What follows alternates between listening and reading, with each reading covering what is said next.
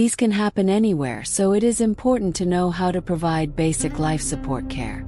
As you approach the scene of an emergency event, check your surroundings to ensure that they are safe and only kneel beside the victim. After that, tap the victim's shoulder and shout, "Are you okay?" If the victim is unresponsive and you are alone, call for help and check for breathing. Open the victim's airway. Use the head tilt and chin lift technique.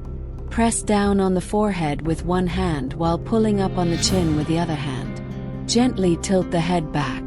When checking for breathing, listen for sounds of breathing. Feel for exhalation on your cheek and look to see if the victim's chest is rising and falling. This is the look, listen, and feel approach. Checking for breathing should take no more than 10 seconds. Breathing is considered normal if the victim takes at least 2 normal breaths within 10 seconds.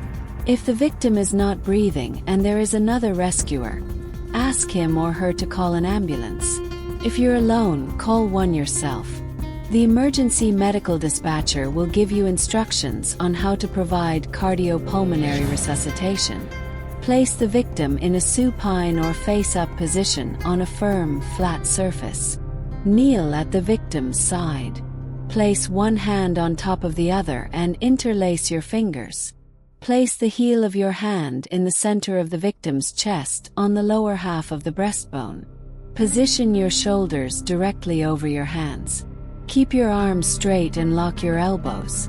Compress the chest 30 times to a depth of 5 to 6 centimeters. Then allow for full chest recoil. Chest compressions should be steady and fast, performed at a rate of twice a second. You can even count if it helps. 30 chest compressions are followed by 2 ventilations. To deliver ventilations, tilt the victim's head back and pinch the nose shut. Take a normal breath and blow into the victim's mouth. Watch for the chest to return to its normal position while taking another breath. Repeat this sequence. Minimize interruptions in chest compressions to last no more than 5 seconds. Alternate the 30 chest compressions and the 2 ventilations until help arrives.